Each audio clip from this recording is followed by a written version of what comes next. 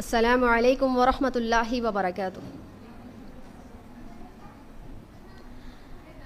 الحمد للہ رب العالمین والصلاة والسلام علی رسولہ الکریم، اما بعد فاعوذ باللہ من الشیطان الرجیم، بسم اللہ الرحمن الرحیم۔ رب اشرح لی صدری ویسر لی امری واحلل عقدۃ من لسانی یفقہوا قولی۔ ان اللہ یحب التوابین ویحب المتطہرین۔ سب سے پہلے اس اللہ رب کائنات کی حمد و ثنا اور اس کی کبریائی کے ساتھ میں آغاز کرتے ہیں، جو تمام جہانوں کا پالنہار ہے۔ اس کے بعد لاکھوں اور کروڑوں درود و سلام ہو تمام انبیاء پر، بالخصوص خاتم النبی محمد صلی اللہ علیہ وسلم پر۔ الحمدللہ اللہ رب العالمین نے ہم تمام لوگوں کو کچھ سیکھنے اور سکھانے کا موقع عنایت فرمایا کہ ہم اس اللہ رب العالمین کے دین اسلام کو بہترین انداز میں سیکھیں۔ تو آج کا میرا جو عنوان مجھے دیا گیا تھا وہ ہے طہارت کے مسائل، جو کہ ہر انسان کی زندگی میں بہت ہی اہم ہے۔ ہر انسان کی زندگی کا یہ ایک اہم چیز ہے، اور ہر انسان کے لیے یہ ضروری ہے کہ وہ طہارت کے مسائل کو گہرائی سے جانیں تاکہ ان پر بہترین انداز میں عمل کر سکیں۔ اس کا مقصد کہ اگر ہم طہارت کے مسائل کو نہیں جانیں گے، ہم ان پر صحیح طور پر عمل نہیں کر سکیں گے۔ اگر ہم عمل نہیں کر سکیں گے تو جتنی بھی ہم تمام عبادتیں کرتے ہیں وہ تمام ہماری عبادتیں ضائع اور بیکار ہو جائیں گی۔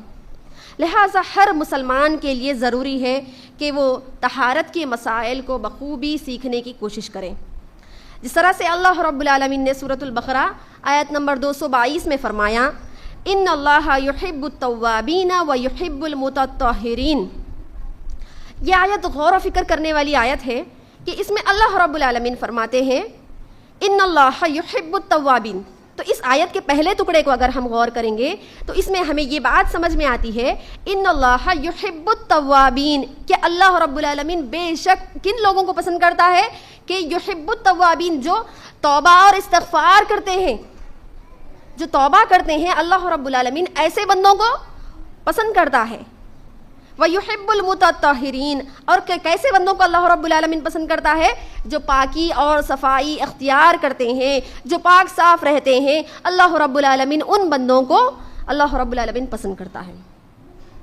تو دیکھیے یہ آیت کے پہلے اور دوسرے ٹکڑے میں اللہ رب العالمین نے فرمایا کہ ان اللہ یحب التوابین سے مراد یہ ہے کہ اللہ رب العالمین اس توبہ اور استغفار کو یہاں پر اس وجہ اللہ رب العالمین نے یہاں پر لایا ہے کہ ایک انسان کے اندر کینہ، کپٹ، بغض، حسد جیسی برائیوں سے پاک کرنا ہے، یعنی اندرونی پاکی۔ ہمارے جسم کے اندر جو ہمارے نفس کی پاکی ہے، ان تمام بیماریوں کی پاکی ہمیں کرنا ہے تو ہمیں توبہ اور استغفار کرنا ہے۔ اسی طرح یہ ہوئی اندرونی پاکی۔ اسی طرح اگر ہمیں ظاہری پاکیزگی اختیار کرنا ہے تو اللہ رب العالمین اس کے دوسری والے ٹکڑے میں فرمایا کہ وَيُحِبُّ الْمُتَطَّهِرِينَ، کہ اللہ رب العالمین پاک اور صاف رہنے والے بندوں کو پسند فرماتا ہے، یعنی وہ بندے جو اندرونی طور پر، باطنی طور پر بھی اپنے دلوں کی پاکی صفائی اختیار کرتے ہیں، اور ایسے بندے جو ظاہری طور پر بھی پاک صاف رہتے ہیں، اللہ رب العالمین ایسے بندوں کو پسند فرماتا ہے۔ تو دیکھیے ہمارے دین اسلام میں اللہ رب العالمین نے ایک بہترین انداز میں ہمیں پاکی اور صفائی اختیار کرنے کا حکم دیا ہے۔ جیسا کہ ہم طہارت کے مسائل اگر سیکھیں گے تو انشاءاللہ آگے آنے والی نسلوں کو بھی، ہمارے بچوں کو بھی تمام مسائل کے بارے میں ہم بتا سکتے ہیں۔ اور اسی طرح اللہ رب العالمین نے ہمارا دین اسلام اتنا بہت ہی بہترین انداز میں اتنا پیارا دین بنایا ہے کہ اس دین اسلام میں اللہ رب العالمین نے چھوٹے سے چھوٹے آداب و اخلاق، جیسا کہ کھانے کے آداب، پینے کے آداب، بیت الخلاء سے جانے سے لے کر اللہ رب العالمین نے نکاح اور طلاق کے مسائل اور احکام کو بھی اللہ رب العالمین نے قرآن مجید اور احادیث میں واضح طور پر ہمارے لیے کئی چیزیں بیان کی ہیں۔ تو دیکھیے ہمیں غور و فکر کرنا ہے کہ ہمیں صرف طہارت کے مسائل کے متعلق ہی نہیں بلکہ ہر مسائل کے متعلق ہمیں جاننا ہے کیونکہ جب آنے والی نسلوں میں جیسا کہ آج فتنے بھرے دور میں دین گھٹتا ہوا جا رہا ہے تو ہمارے بچوں کے اندر مسائل کا علم لانا ضروری ہے. تو لہٰذا آئیے دیکھتے ہیں کہ طہارت کے مسائل میں ہم کیا کیا چیزیں سیکھ سکتے ہیں. اللہ کے رسول محمد صلی اللہ علیہ وسلم کی حدیث جو کہ بخاری کی روایت ہے کہ الطہور شطر الایمان، کہ پاکی آدھا ایمان ہے، یعنی ہمارے ایمان کا ایک حصہ بتایا گیا. پاک صاف رہنے کو اللہ کے رسول محمد صلی اللہ علیہ وسلم نے کیا فرمایا کہ یہ تمہارے ایمان کا ایک حصہ ہے. اور اسی طرح اللہ کے رسول محمد صلی اللہ علیہ وسلم دعوت و تبلیغ کا کام شروع نہیں کرنے سے پہلے بھی کئی سارے مشرکین مکہ اور مکہ والوں سے اللہ کے رسول محمد صلی اللہ علیہ وسلم یہ نصیحت کرتے تھے کہ پاکی اور صفائی اختیار کرو اور اپنے بدن کو اور اپنے جسم کو اور اپنے رہنے کی جگہ کو پاک صاف رکھا کرو. تو یہاں لہٰذا اس بات سے ہمیں یہ بات معلوم ہوتی ہے کہ پاکی صفائی آدھا ایمان ہے، یہ بھی ہمارے ایمان کا ایک حصہ ہے. لہٰذا ہم تمام لوگوں کو چاہیے کہ ہم طہارت کے مسائل کو گہرائی سے ہم سیکھیں. بہت سارے لوگوں کے اندر کئی سارے اجتہاد یعنی ڈاؤٹس ہوتے ہیں کہ طہارت کے مسائل میں حیض کے متعلق، نفاس کے متعلق، جنابت کے متعلق ہمیں کیا کرنا ہے، غسل کے متعلق، وضو کے متعلق، اس طرح سے کئی سارے مسائل کے متعلق بہت سارے لوگوں کو اجتہاد ہوتا ہے. لیکن اگر ہم اس دین علم کو گہرائی سے سیکھیں گے تو انشاءاللہ اللہ رب العالمین ہمیں تمام چیزوں کو سمجھنے کی صلاحیت عطا کرے گا.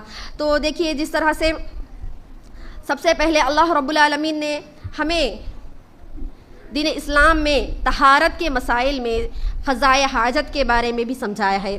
جیسا کہ ایک انسان جب قضائے حاجت کو جاتا ہے، جیسا کہ یعنی ہر انسان کا جو ضروریات ہوتی ہے، قضائے حاجت واش روم کو جانا ہے، تو اس وقت قضائے حاجات کا کیا معاملہ ہوتا ہے. جیسا کہ ایک انسان کو جب قضائے حاجات کو جانے کا مسئلہ پیش آتا ہے تو اس کے بعد اللہ کے رسول محمد صلی اللہ علیہ وسلم نے استنجا کرنے کا حکم فرمایا. تو استنجا کس طرح سے کیا جائے؟ استنجا یعنی طاق عدد میں پانی کے ذریعے ہم ہمارے اعضاء کو صفائی کریں، اس کو طاق عدد میں ہمیں کرنا ہے. تو دیکھیے استنجا کس طرح سے کیا جائے. اللہ کے رسول محمد صلی اللہ علیہ وسلم نے حدیث میں کئی سارے مقامات پر فرمایا کہ استنجا جب ہم کرنے بیت الخلاء میں داخل ہوتے ہیں تو اس وقت سب سے پہلے ہم اندر داخل ہونے سے پہلے ہمیں دعا پڑھنی چاہیے. کون سی ہے دعا؟ تقریباً لوگوں کو معلوم ہے، اللہم بسم اللہ اللہم انی اعوذ بک من الخبث والخبائث. یہ کہہ کر ہمیں کیا کرنا ہے؟ پہلے ہمارا لیفٹ پیر یعنی بایاں پیر ہمیں داخل کرنا ہے. اس کے بعد جب ہماری ضروریات پوری ہو جائے تو اس کے بعد باہر آتے وقت اللہ کے رسول محمد صلی اللہ علیہ وسلم نے جو طریقہ سکھلایا ہے وہ یہ ہے کہ غفرانک کا کہنا ہے باہر آنے کے بعد. تو اس طرح سے جب ہم واش روم کے اندر جب داخل ہوتے ہیں تو اس وقت وہاں پر ہم اس دعا کے ذریعے پناہ مانگتے ہیں، اللہم انی اعوذ بک من الخبث والخبائث. اے اللہ میں تیری پناہ میں آتا ہوں. کس سے؟ مرد جن اور عورت جنیوں سے میں تیری پناہ میں آتا ہوں. تو یہ دعا جب ہم پڑھ کر بیت الخلاء میں داخل ہوتے ہیں تو اس وقت اللہ کے حکم سے ان جنات کے آنکھوں پر اللہ رب العالمین پردہ ڈال دیتے ہیں. تو اس طرح سے یہ دعا پڑھنے کا فائدہ ہے. اور روزمرہ کی کئی ساری دعاؤں میں کئی ساری دعائیں ہم پڑھ سکتے ہیں، جیسے کہ گھر سے باہر نکلنے کی دعا، گھر میں داخل ہوتے وقت کی دعا. تو یہ دعاؤں کی برکت ہماری زندگیوں میں اتنی زیادہ ہے کہ ہم ان دعاؤں کے اثرات کو یعنی ان دعاؤں کے ذریعے ہم جو مانگتے ہیں ان کے برکت کو ہم ہماری زندگیوں میں محسوس کر سکتے ہیں. تو اس طرح سے باہر نکلتے وقت ہمیں کیا کرنا ہے؟ ہمارا اپنا دایاں پیر یعنی رائٹ پیر کیا کرنا ہے؟ باہر ڈال کر ہمیں غفرانک کا کہنا ہے، یعنی اے اللہ میں تیری بخشش مانگتا ہوں، اے اللہ تو مجھے بخش دے. تو اس طرح سے باہر آنے کے بعد تو دیکھیے استنجا کے متعلق اللہ کے رسول محمد صلی اللہ علیہ وسلم نے کیا فرمایا؟ طاق عدد میں یعنی 1 3 جس کو آڈ نمبرز کہا جاتا ہے، 1 3 5 7 یہ طاق عدد میں استنجا کیا جائے. تو جس طرح سے مرد اور عورتوں کے لیے بھی طاق عدد ہے، تو اس طرح جب کوئی باہر ہے اور وہاں پر پانی میسر نہیں ہے تو مردوں کے لیے اللہ کے رسول محمد صلی اللہ علیہ وسلم نے اینٹ اور پتھر سے استنجا کرنے کا حکم دیا، وہ بھی طاق عدد میں. لیکن خواتین کے لیے جائز نہیں ہے. میں یہ جو باتیں بتا رہی ہوں یہ حیا کے متعلق باتیں ہیں، لیکن اگر ہم یہاں پر دین کو نہیں سیکھیں گے، اللہ رب العالمین نے کیا فرمایا؟ ان اللہ لا یستحیی من الحق، کہ اللہ رب العالمین حق کہنے سے نہیں شرماتا. اللہ رب العالمین نے قرآن مجید میں حیض کے متعلق، جنابت کے متعلق کئی سارے مسائل کے متعلق احکامات نازل کیے، تو دیکھیے جس طرح سے اللہ کے رسول محمد صلی اللہ علیہ وسلم کے پاس صحابہ اور صحابیات آتے تھے، اور اللہ کے رسول محمد صلی اللہ علیہ وسلم کے بعد صحابیات کے پاس بھی کئی سارے صحابی اور صحابیات آ کر مسائل پوچھتے تھے، تو اس وقت عائشہ رضی اللہ عنہا بھی اور دیگر صحابیات بھی پردے کی آڑ میں ان کو مسائل کی وضاحت کرتے تھے۔